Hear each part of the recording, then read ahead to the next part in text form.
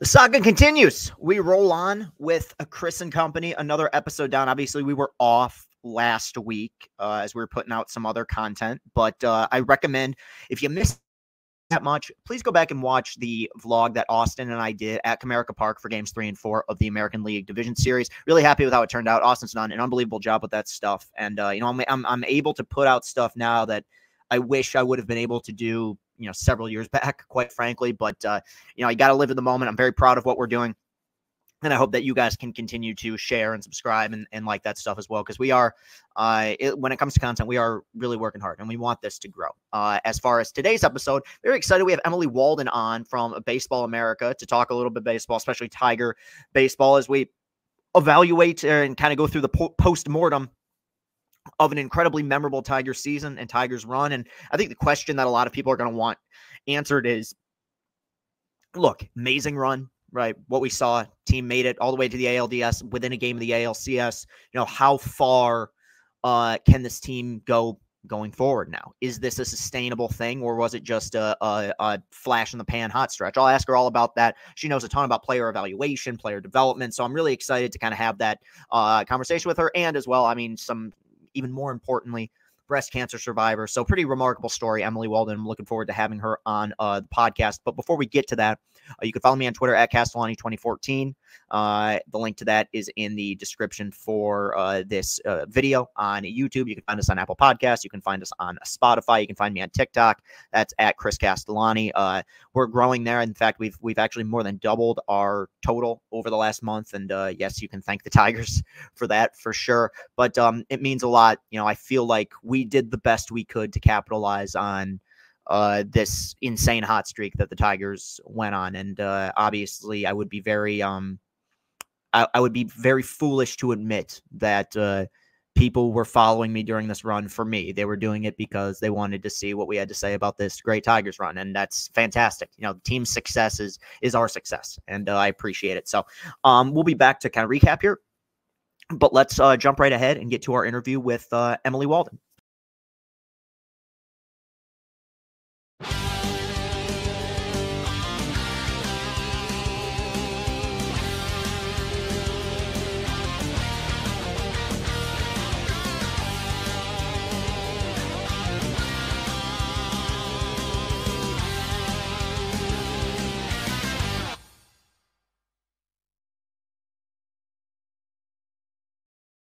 Chris and the company rolls on with another interview. And even though the Tigers season is over, I think it's very fair that we do something of an evaluation here. I hate to say post-mortem because that sounds so sad. I already miss it so much. But we are joined by writer for Baseball America, reporter, talent evaluator, primarily for our Detroit Tigers. Emily Waldon joins the show. Emily, how you doing?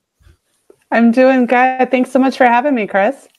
Of course. No, you were, we've been trying to get you for a minute. And obviously with the season playing out the way that it did, I feel like I kept kind of kicking the can down the road because of the excitement of all of it. And the question that I've been asking pretty much every media member that I've had on recently is like, I just, on a personal level, how much fun have you had during this last 2 months as the Tigers went on this just insane out of nowhere stretch? Very surreal. I think we can all sort of use that term because anybody who was following them through even mid to late summer, like if you were to have told me in July, hey, the Tigers are going to win the wild card, they're going to be sweeping the Astros, I would have been like, the Detroit Tigers? So it definitely caught all of us off guard. But I think the thing that really was the most special to me is being able to see this group of guys kind of come full circle. This is my 10th season on the minor league beat, and getting to watch these guys that I saw sign right at the beginning and playing such a vital role in the Tigers postseason was pretty special. And I'm glad you mentioned that, and kind of I think that's one of the big reasons why this team connected with so many people is that it was so many young guys, so many guys that came up through the Tigers system, and it's very clear from day one that one of Scott Harris's primary focuses, and he continues to talk about it, is developing from within. And we saw that happen this year with the team that made the postseason. But I think I talk so consistently about player development and how important it is. But as somebody like you, who's kind of been behind the scenes a little bit, we talk about it a lot, but in your mind, what are kind of the important intangibles that go into good player development within an organization? Definitely getting to know your players. I think something that can really play a major factor in the whole development process is making sure you're not trying to apply the same development track to every player. Obviously, we know every guy develops at a different rate. I'll use Parker Meadows, for example. We saw him start off big when he began his minor league career, hit some snags, or as we like to call just development periods. Everyone thought, is he going to do anything? Is he going to make it? And I remember talking to a certain scout about it, and he said, the thing with Parker, he said, it's not a matter of if he's going to make it, it's when. And he said something that fan base needs to understand is this guy is not going to develop at the rate they want him to. But he said, when he does, watch out. And obviously we got to see that on full display during the regular season, during the postseason. And in the past, the Tigers have not been known to develop players properly. They had little to no players to show, even in those years that they made the push for the postseason. And this year, I want to say off the top of my head, I think they had about 17 to 18 homegrown players on that postseason roster. For anybody who's followed this organization for any period of time, that's a massive step forward. And I think a lot of that credit goes to the work that Scott Harris has done, that the coaching staff has done, and the work that's gone on behind the scenes. And obviously we saw those results in the postseason.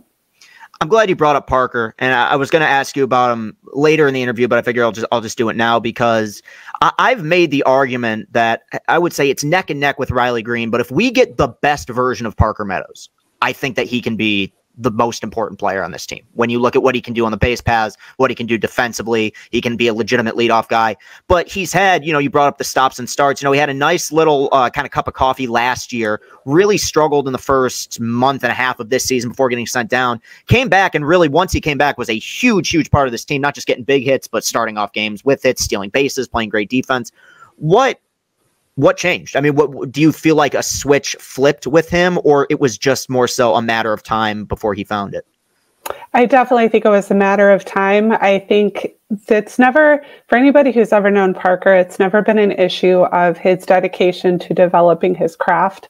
The entire Meadows family is really just a group that takes that responsibility very seriously from a training standpoint and understanding what you've been given.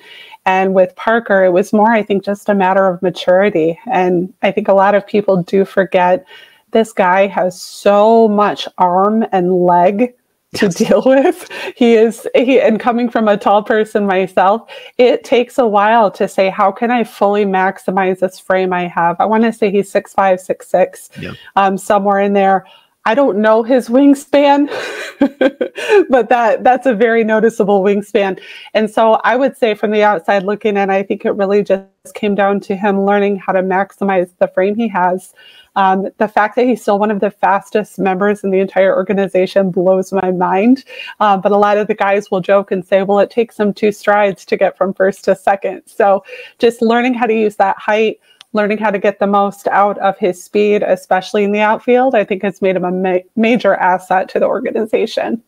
You made a point a few minutes ago that I think is something I've mentioned in the past about why I think that this is working with the way they're developing players, in the sense that I think one of the worst kind of tropes you can fall into as an organization is believing that there's a one-size-fits-all approach for every single player. And what might have worked for this pitcher, this hitter, might not work for another guy. And having talked to the people that I've had the fortune of talking to since doing this show, like the way that Jace Young approaches the game is different than how Justin Henry Malloy might approach the game. And I think that the organization's done a good job of seeing that. Do you feel like a lot of that kind of, getting to know your players on a more personal level stems from the kind of connection that AJ makes with his players? Because AJ obviously talks all the time about developing those relationships. Do you feel like there's more of an emphasis on that now than there's ever been? I definitely think it's a big factor. I know I've gotten a chance to speak with multiple members of the coaching staff, kind of off the record, just because they are very particular about official interviews. But there's been a common trend of them referencing the impact that AJ has had on the organization, and it really does come from the top down. He obviously values his players. We saw all throughout the postseason the way he connected with Tarek Skubal. They had that bond. Chris Vetter, Robin Lund, all of these guys care about the player. And it's not just his athletic abilities. It's saying, how are you mentally? How are you feeling physically? Is there something we can adjust or tweak in order to make you the most impactful player that you can be? And specifically with the pitchers, I've noticed a huge step forward, specifically looking at guys like Will Vest, Bobrisky, some of those guys that by draft slot, which we all know the fan base loves to reference that very regularly, by draft slot, these guys were not supposed to do much. And it was really something as simple as the coaching staff diving in and saying, what are these little adjustments that we can make to really pull out the max effort from these guys? And you saw Bo Brisky throwing 100 miles an hour. Would we have predicted that? No. Right. Yeah. Definitely not something that we saw on the radar. But I think it really does show the importance of, as a coaching staff, you're getting to know these guys, you're studying their movements, you're seeing how they are in gameplay, and then you're saying, all right, how can I tweak this? How can I adjust this? And really make this guy an impact player. Yeah, I'm glad you mentioned draft slot, because that's something that has been very often a talking point within the organization, whether it's position players or pitchers. You know, obviously Tarek has kind of become the poster child of, hey, 9th round pick, soon to be Cy Young winner. And the older I've gotten, the less stock I put into draft position and more so the organization that develops said player, because year in and year out, I see the Dodgers have one of the best farm systems, and they're never drafting in the top 10. Do you feel like this organization, how do I put this, over the last several seasons just has done a significantly better job of maybe finding those diamonds in the rough that aren't just first, second round picks? I definitely think so. I think they really have tried to up their game when it comes to player recognition. I think you and I can agree a class like 2017 definitely wasn't the highest moment of the organization's drafting ability. But since then, we've started to see them be more strategic in what they're targeting, the type of players they're targeting. They had a history prior to this of really chasing down those SEC pitcher types, like the Spencer Turnbulls and those types of figures. They've sort of gotten off that a little bit. And now we're starting to see the Bryce Rainiers, the Max Clarks, the guys that, again, these are not going to be major league ready guys right out of the gate, but you can see that these are guys that you can invest in, you can cultivate, and really have a bright future. So I think just a shift of that perspective has really been the result that we got to see in the postseason, where that really strategic type of investment is starting to make an impact within the organization. And I think it's something to get the fan base excited. When you go back through, and this even existed well before even Avila was here, but you kind of brought up the power arms, the SEC pitchers. I mean, I love Dave Dombrowski, but one thing about Dave Dombrowski is he's got his type, and he's going to draft his type, and he's going to sign his type. And one of those is big, heavy, like hard throwing, usually right-handed power arms. And obviously it worked incredibly well with the cases like Verlander. But when you look at a lot of those drafts, there were some kind of guys that fell through the cracks or maybe were overvalued. And I think the organization's done a significantly better job over the last several years, both with first round picks and just later in the draft of focusing more on position players and getting guys with multiple tools. And I think it's been really important. Who's a player from this in the current mix for the Tigers? Maybe they've played in the major leagues, maybe not. Who has, in your opinion, kind of gone above or exceeded expectations beyond what people may have thought that they could be at? Like, what would a person who you feel like is going to end up being a major league player or is a major league player who you feel like overshot their expectations? Yeah, so many names I could kind of go in that direction with. I think a few of the ones that we could potentially see are some of the position players that are still at the lower level, specifically between Lakeland and West Michigan. The Tigers have really needed to put more investment in their infield specifically. I think with the addition of Max Clark, you've got Riley Green, Parker Meadows, everybody out there, the outfield is set. I think that's really a driven point. The outfield is set going into the very long future.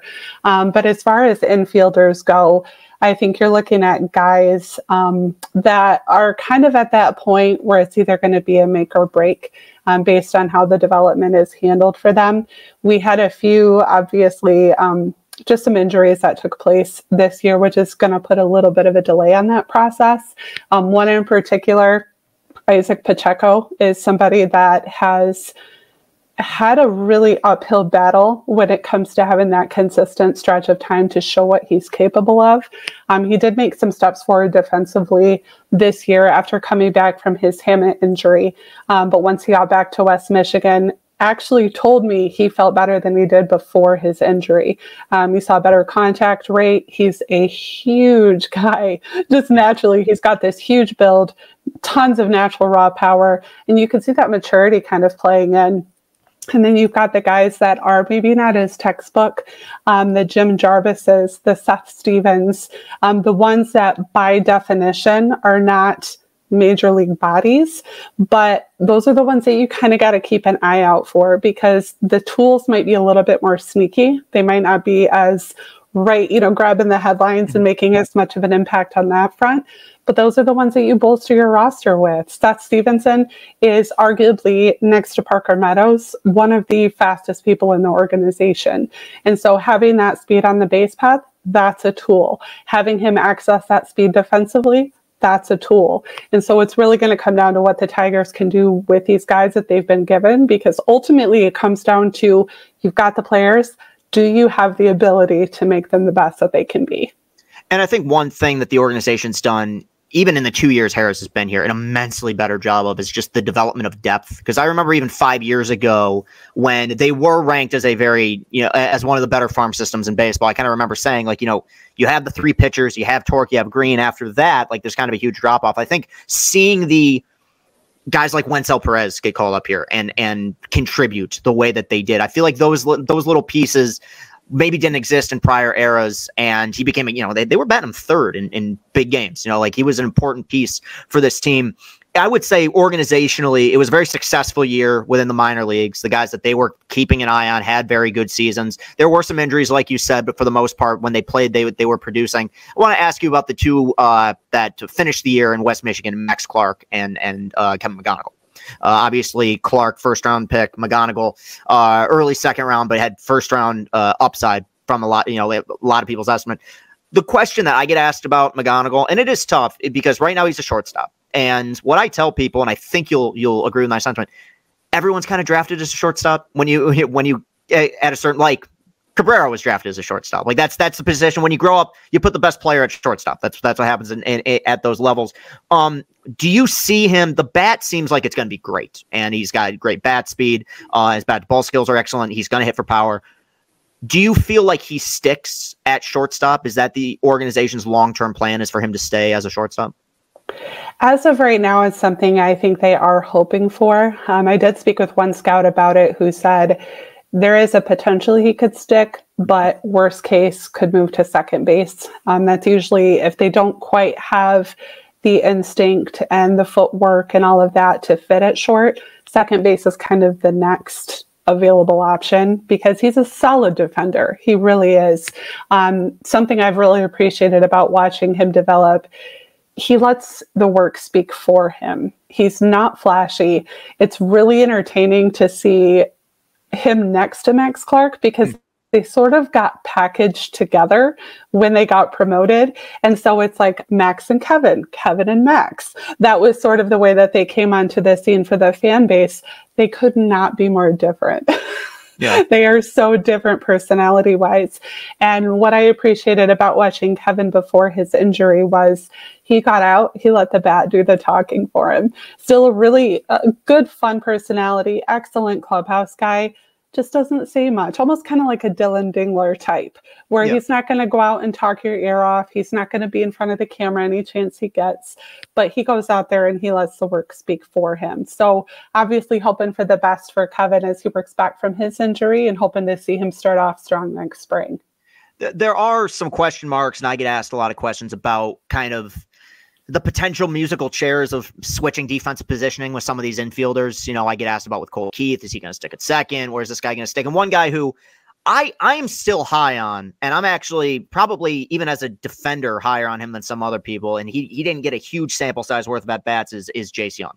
And the question that I get asked about a lot with Jace is I still feel, and I understand, he didn't, it's a small sample size. I think he's going to hit. I think he's going to hit for power. I think that bat's going to play. I am one of the, I'm not going to say few, but one of the people who thinks there actually is a solid defensive third baseman in there somewhere.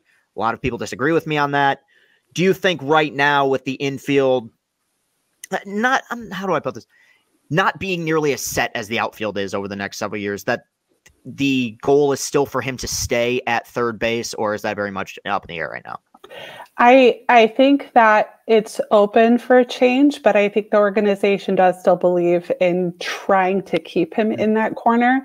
I've seen so many good flashes from him defensively, and I think Jace is really a perfect example of not everybody is going to develop at the same pace.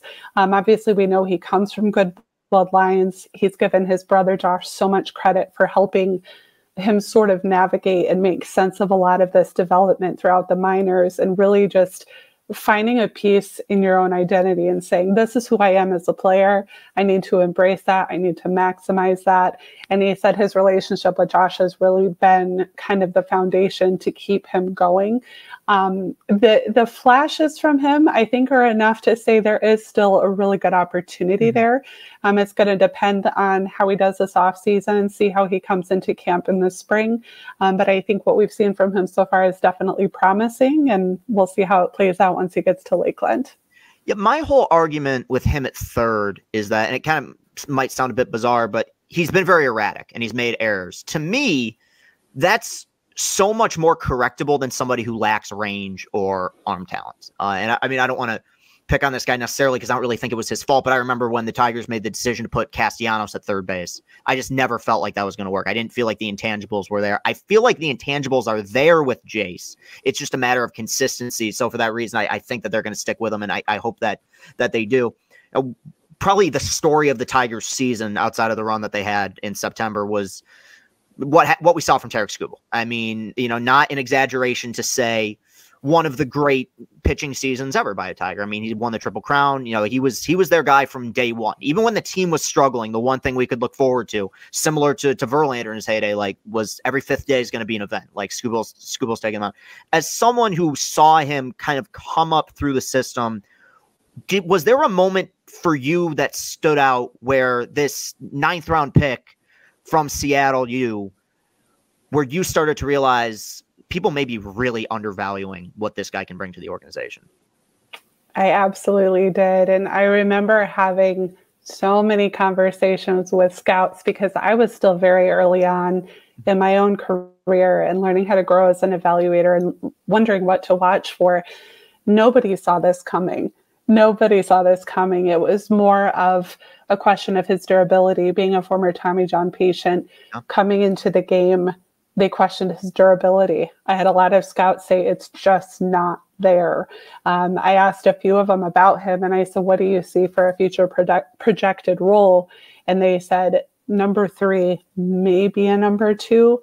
Nobody called the ace role. And obviously what we saw from him this season is he definitely exceeded everyone's expectations. And I got the chance to see him, from day one.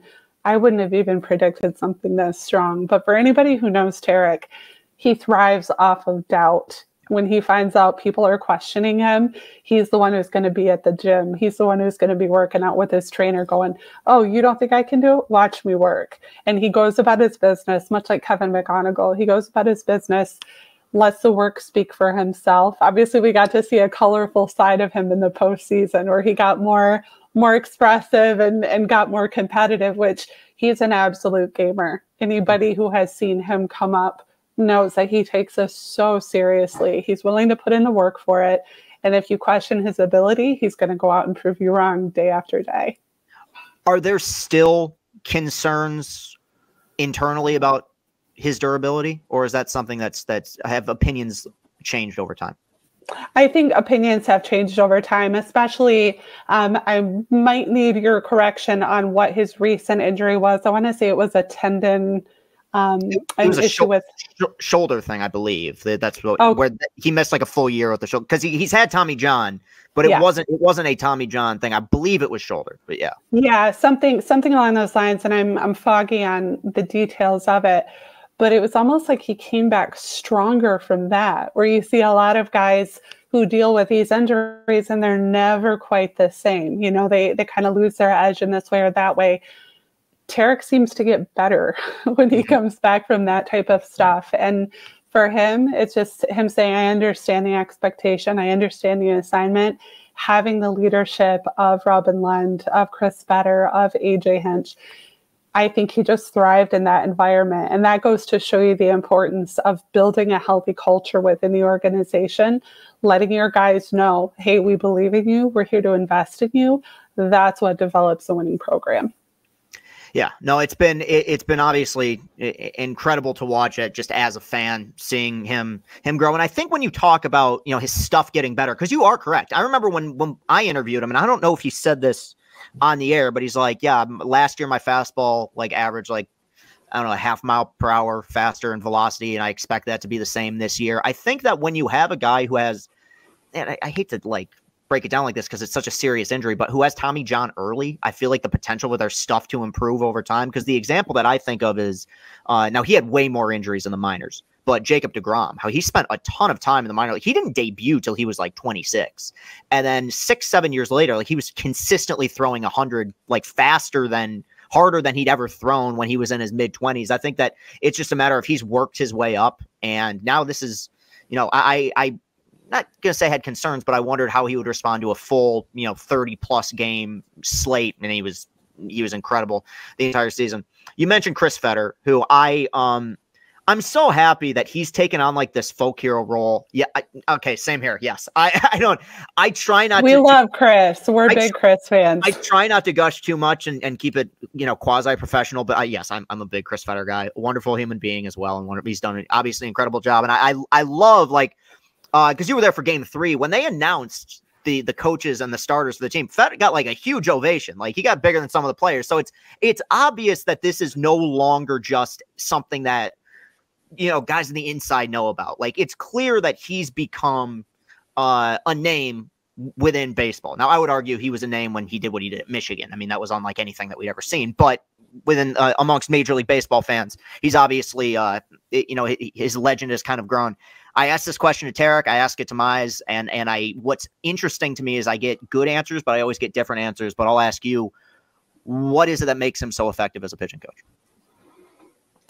He knows his players. Yeah. He gets to know his players. And I had the pleasure of first meeting Chris when he was back with the University of Michigan. And that entire staff under Eric Bakich was one of the most really special things to watch. Eric is one of the best people I know. I still have the pleasure of calling him a good friend. And the way that they sort of create that team culture amongst the coaches, it's not a, how do I look good, for the organization? How do I look good for the fan base? It's what do we need to do to come together, build a winning program? And I think that collection of guys, and then adding Robin Lund, who was with University of Iowa, got a chance to really build his name up in the college circuit.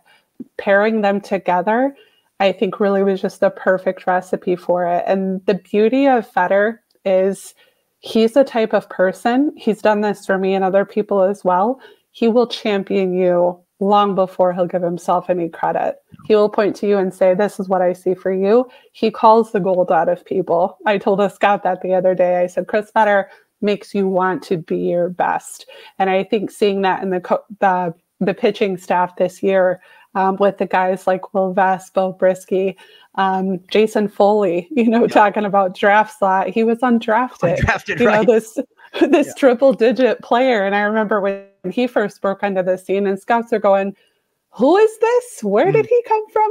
And seeing what you're able to do with that and just to cultivate that entire staff and make that incredible run they did through the postseason. It's a credit to him. It's a credit to Lund, to Hinch, but they're never going to take that credit because that's what they've done to build that foundation for a winning program.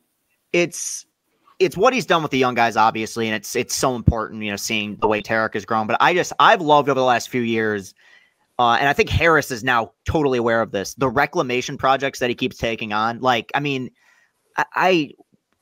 when they signed Flaherty, I was just like, okay, whatever. Like, he really struggled last year. I remember he was great in 19. I knew he had dealt with a lot of injuries, and I mean, seeing the way that he pitched for the Tigers, and now, you know, he threw 7 scoreless the other night for Los Angeles. It's like, I think it's something very cool as a fan, something comforting about being like, yeah, you can kind of sign whoever, and you're going to get some pretty darn good baseball out of them because the people in charge really know what they're doing.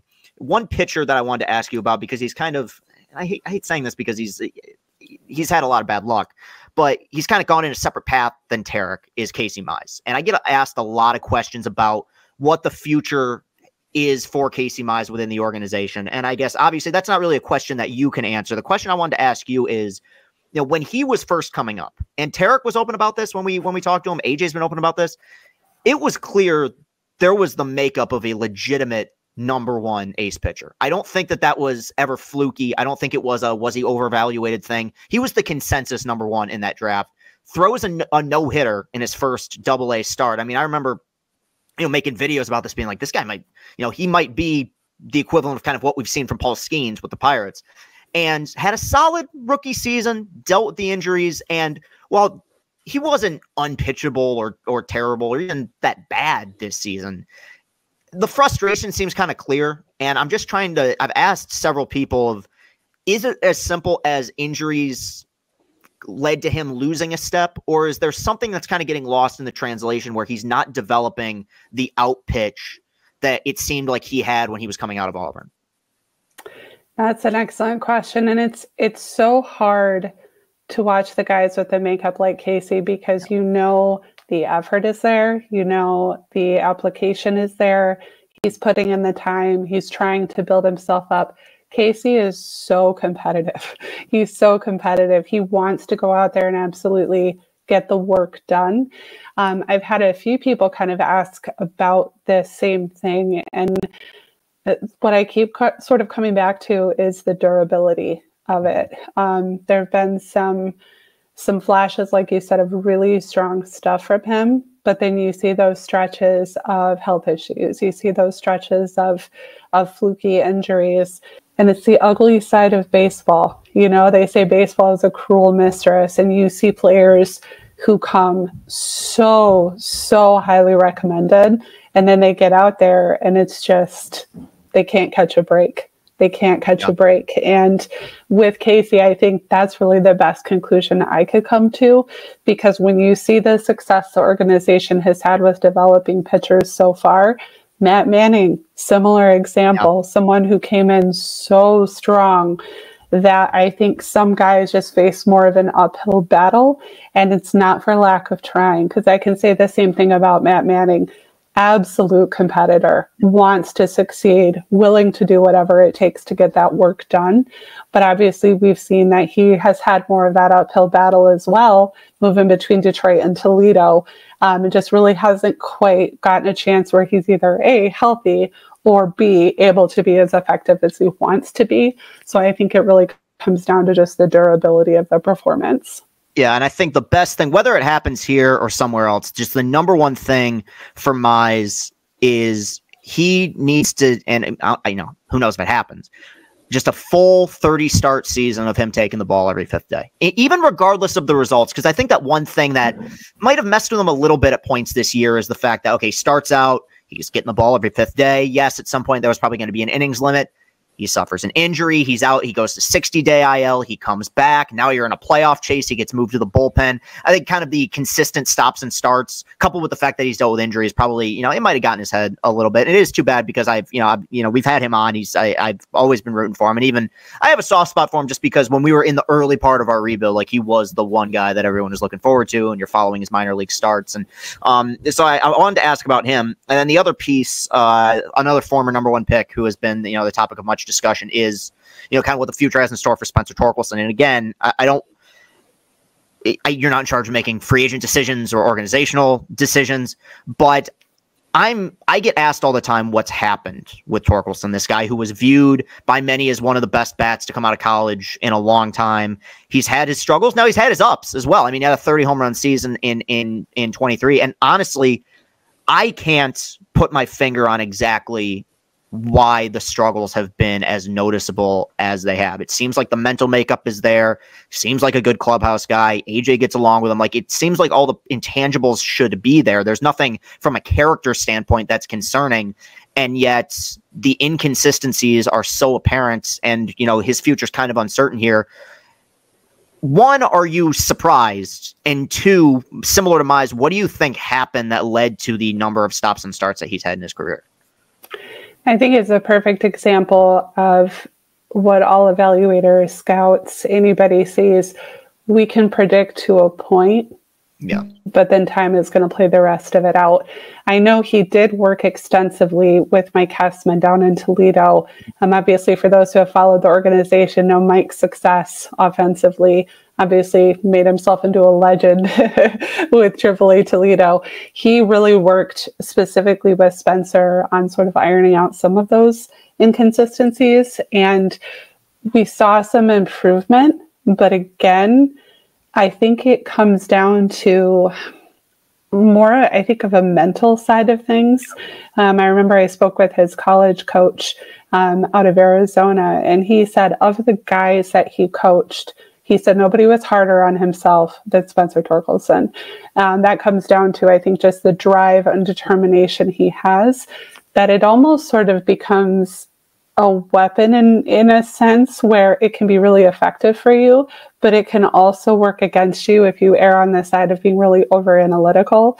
And he's had so much push to figure out your swing, what's wrong with your swing, what happened, that I think, coming from someone who tends to be analytical by nature, if you get too deep inside your own head, it's a battle to get back out. And so from what I've seen from him, again, not for lack of trying, I think for him, it's more a matter of making what he knows up here translate to the contact at the plate. And I liked some of the improvements we did see, but I think there's definitely still some work there to do for him to earn a starting spot at the major league level. I would agree. And when it comes to swing mechanics, I feel like that's got to be tough, because you're talking about a guy who has thrived at every level of baseball that he's played in, and now all of a sudden it's, well, you might need to make some adjustments to your swing. I mean, internally he's probably thinking, why? This is the swing that's worked for me at every level that I've played in up to this point. Yeah, I know it's been a bit baffling and a bit frustrating. I mean, you continue to root for the guy, but it's been surprising for sure, because it seemed like you said, you can't. It's the quote in Moneyball. Like, you sit down at the tables, you tell people that it's a guaranteed thing, that it's a surefire thing, and no one ever truly knows. The one question that I'm going to continue to ask people, because we all had so much fun with this incredible run that this team went on, and they were 38-11 over a 49 game stretch. They caught up to the Twins. They passed the Twins. They caught the Royals. I mean, it was amazing, but it was so out of nowhere and so bizarre in the way that they had to do it. I mean, they had one starting pitcher for a long time, so they were doing the bullpen days and they were pitching lights out. That the question I think a lot of people are wondering is, was this just a flash in the pan, or was this the beginning of another stable period of Tiger baseball, kind of like the way the 06 season kicked off, you know, kind of close to a decade of really good baseball here? I guess for the fans out there, what about this run makes you believe that this is more so the beginning of something special and not something fluky? That's an excellent question. I think it really comes down to just seeing the moves that the Tigers make this offseason and say, okay, you've seen what this low payroll team can do. I forget the comparison. It was something along the lines of how much Josh Hader makes in his contract versus, all of these other guys. And I don't remember the numbers. I think it was Hader was making per year $19 million, and the entire Tigers playoff roster combined was at 18. So yeah, no, they so crazy. And I think depending on how they approach this offseason, I think you can absolutely build off of this run. If you bring back the guys like Spencer Torkelson, you bring back Riley Green, Parker Meadows, you start to see a push from some of these guys at the high A level making a run at AA, make them more available.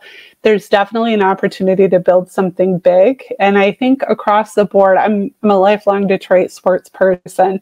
You're seeing a revitalization among so many teams in the city right now. It speaks to the resilience of the city. I love Detroit so much, and just getting to watch the way that the city has come together, and the rest of the country is really starting to see how special this fan base is, that they show up for their baseball team, they show up for their football team, and getting to watch the push of the Lions, and then obviously this run with the Tigers has been really something special. It's been amazing, and to be down there downtown during it has been a lot of fun. And I mean, it sounds so corny, but I'm telling, as somebody who worked at a gas station for 3 years, I can tell the difference between when people are in good moods and bad moods, and often the correlation is dependent on how a sports team performs. So it's been obviously a ton of fun, and I mean, as very humbling as well just to see it, because it was a long time coming. Who's a player within the organization right now? Because I think that Detroit, like most sports cities, we connect with individuals and guys who we feel like Dan Campbell, I feel like is the prime example of embodiment of the city, toughness, grit. Who's a player within the organization? Maybe they've played in the major leagues, maybe they haven't, who you feel like the fans are going to really connect with at some point over the next several years? Oh, that's an excellent question. I think I'm going to say Max Clark. Yeah. And that's really a combination of a few things. It's introducing fans to what I believe is a new generation of baseball player. It's a new generation of athlete, but I know in the time that I've covered the farm system, I've never seen a player come in so well known, and so just it has the fan base just frantic to see him, frantic to get an autograph.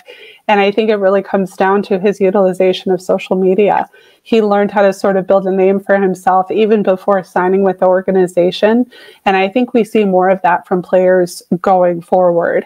And if you get to talk with Max, he is someone he's got just interesting sides to him, where you see this fun-loving, outspoken, acts like he just drank 5 Red Bulls, bouncing off the wall, having the time of his life, and you go, he's 19. Now I understand, he's got the energy of a 19-year-old, but then I've seen that switch flip, and he'll walk over to a teammate and start talking about the benefits of certain hip rotation when you're in the box, and how that benefits this part and this part. Max is an absolute sponge. He thrives off of any opportunity to develop as a player. He geeks out when he's talking about mechanics and the idea of developing as a hitter. And I think the combination of his humility and the fact that he has worked the system so well to really establish himself on social media, and also even as a young business person, I think that we'll see a lot more from him, and from a guy who's as low key as he is for the recognition he's received. I think he's got a really bright future with the fan base. I think you're right. I think he wants to be the guy here, and we had him on several months before the season even started. So before he'd even had an at bat this year in the minor leagues, but it struck me. It kind of made me feel old, just how early we're starting people with the analytics side of things, because he was talking about how he was going into, he was getting computer simulations or breakdowns of his swing when he was 12, 13 years old. And it's like, yeah, that's kind of where people are at right now. And you're right about the brand. I mean, on the vlog he did the night that he was drafted, I think his dad said that before he was even drafted, he was in the top 1% of most followed baseball players in the world, which is crazy considering the guy hadn't even, been out of high school yet. I think a player that he's talked about wanting to emulate is Bryce Harper. And I think that you see a lot of that in their personality, because, Harper, we think about the flash, we think about the big home runs, but he's a real student of the game. I mean, the guy studies baseball like crazy. And I think that we're getting a lot of that from Max Clark. Want to move on a little bit to some non-baseball related questions, but it is something I consider to be very uplifting. You are a breast cancer survivor, which congratulations, obviously, on that. Thank you. And it's one of those things with cancer where it's something that we all know someone who has gone through it, or in some instances, people themselves have gone through it. But it's one of those whirlwinds that I feel like, regardless of who you know, you can't properly prepare yourself for for that kind of journey, those kind of steps. And now that you've been, are you at 2 years now? Is that 2 years? Yes, 2 years cancer free. What was the number one thing that you learned about yourself in that process? I was actually thinking about this today, that for anybody who knows me and knew me pre-cancer, I never slowed down. I was constantly on the go. I was looking for new opportunities. I was at the ballparks all the time. I was traveling all the time. I never really understood the value of rest until I got sick. And that was something that made me very hyper aware of listening to my body and saying, if I don't make a conscious decision right now to listen and to just dial it down, the end result could be tragic. And I didn't want to get it to that point. So I made that decision of saying, when I'm tired, I'm going to take a moment. And I've gotten a lot better at coming home at the end of the day and just saying, you know what, I'm just going to sit. I'm just going to sit. I'm going to read. I'm going to call a friend. I'm going to go for a walk outside. I'm going to do something that sort of dials everything back down and helps me just do a reset. And it's definitely been an improvement since that time, for sure. I feel like it's just human nature as people that we're constantly looking at what the future has in store, what's tomorrow going to be like. And it's like, it is hard. And I don't know if this is a generational thing necessarily, but just kind of be present, be where your feet are, can be very difficult sometimes. You know, I think something like baseball, at least in my experiences, I think more so than any other sport, provides people kind of a level of catharsis and comfort for people. Did you, during that whole period, even though, you know, it's something that you do for a living, did you find something of an escape through what you were able to do professionally, or just from watching the sport in general? I would say a combination of both. Yeah, it was a situation where I don't think I fully realized how much the baseball community is actually a family until I announced my diagnosis. And I'm naturally somebody who I struggle to ask for help. I'm very nose to the grindstone. It's okay. I can take care of myself. I've got this. I'm stubborn. And the way that the baseball community rallied around me absolutely blew my mind. Specifically, Rob Friedman, or Pitching Ninja, for anybody who follows him. Yep. He worked with my friend Kenny, who owns the RotoWear t-shirt company, and they developed this t-shirt. It was a Pitching Ninja special edition shirt. Mm-hmm. And I remember they texted me a photo of it and said, "What do you think?" And of course, I didn't put two and two together. I'm like, "Oh, cool. It's a Pitching Ninja shirt. That's awesome." And they said, "What do you think of us selling this to help raise money for your medical expenses?" And I was like blown away, because you never think that that's actually going to happen for you. And they said, "Let's give it a try." I want to say Kenny had to do 3 to 4 restocks of the shirt. And they said that shirt ended up being the top selling thing that they had ever had on the site at that time. And in addition to that, I had GoFundMe started by coaches throughout the organization, people reaching out from around the world. And that concept just went, okay, I am part of a family. I am part of a family. And I do have this army around me. And I've told everybody, I said, if not for my baseball family, I'm blessed with a blood family that's wonderful. But that baseball family connection and that support that I got, where I was getting text messages from, high level people around the league, coaches, executives going, "Thinking of you, I'm praying for you, how are you?" I had this circle of scouts that would text me weekly, "How are you feeling? Is there anything I can do for you?" That to me said family. And I will never take for granted the amount of support I got, and just really got to see how special the baseball community is. Was there ever a point in which it almost became overwhelming? Because you are dealing with something, very, very personally heavy at the same time, where it was, not to say it was too much noise, but maybe that it became a little bit much. It took an adjustment. It definitely took an adjustment, just because I tend to be someone who doesn't crave attention. I tend to like to be behind the camera. I like to ask the questions. I like to be sort of behind the scenes a little bit more. And the amount of recognition I was getting, it took a little bit of time to sort of wrap my mind around it. But once I remember my sister told me, she said, "You know what, you've just got to accept the fact that you're loved." Mm-hmm. And when she told me that at that point, it's like it kind of hit home for me that this isn't something I don't have to justify it or make it make sense. These are just good people who care about me and they want to express that. And so I think that really kind of helped me get a better perspective on it.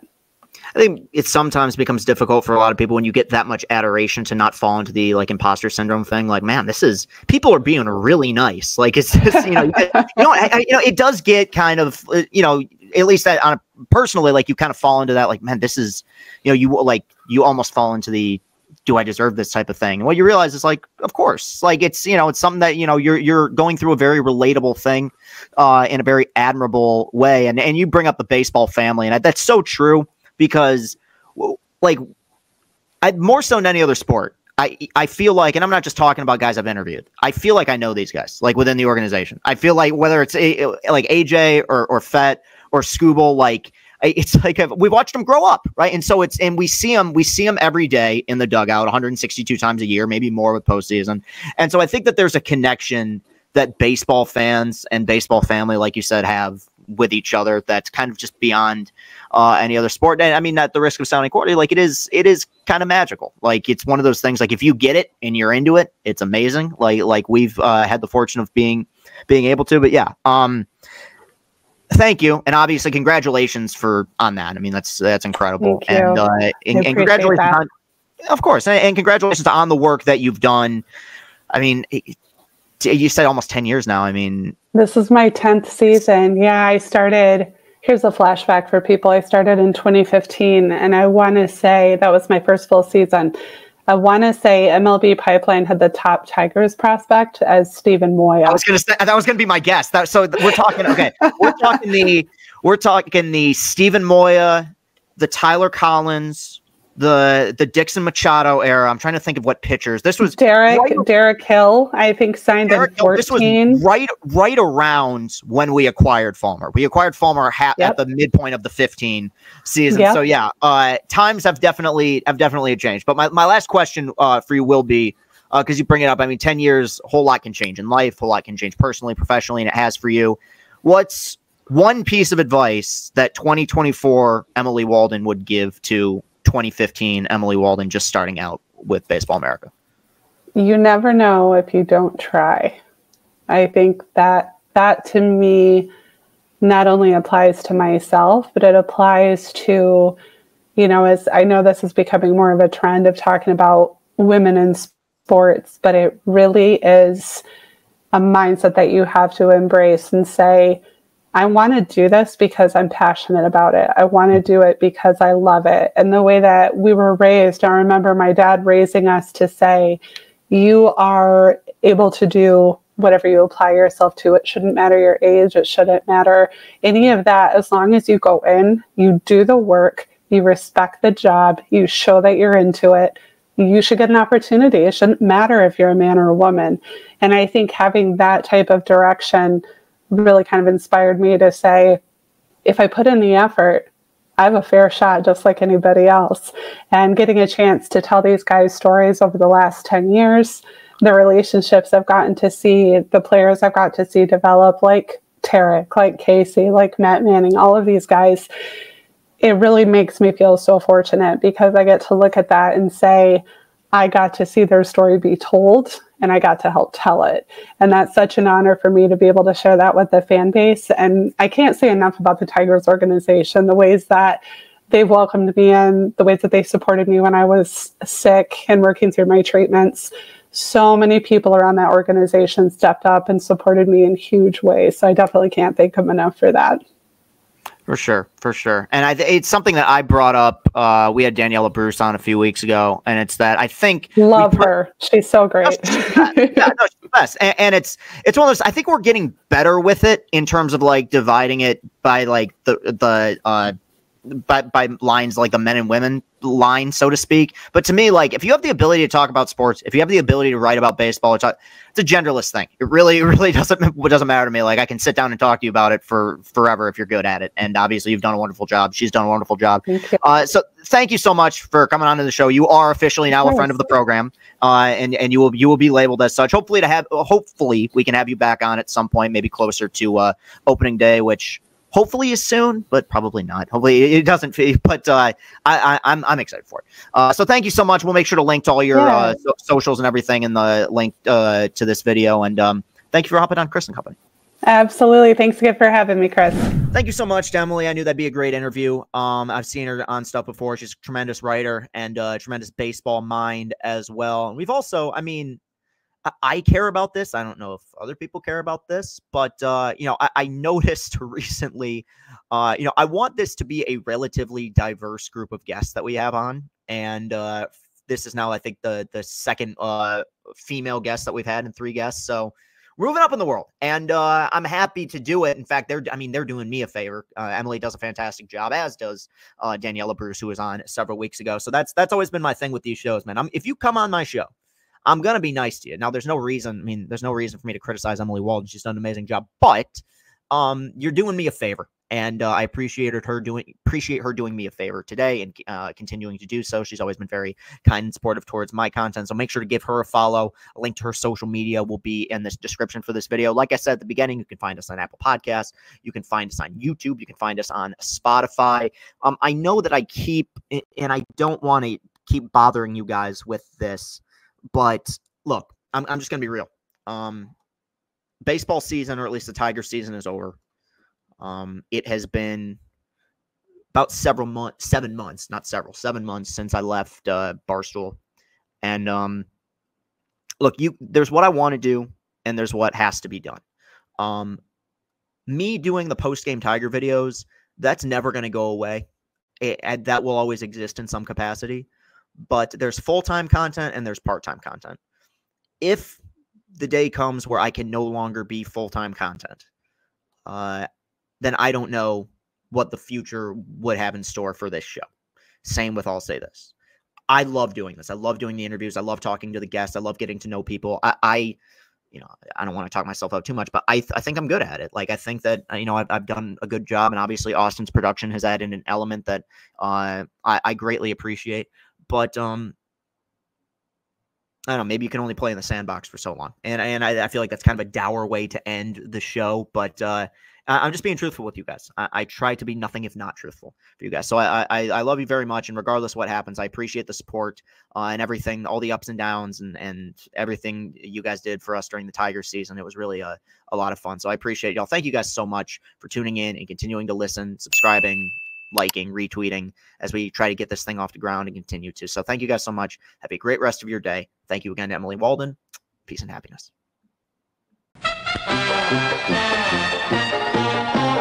We're all behind our baseball team. Go get 'em, Tiger. World Series bound and picking up steam.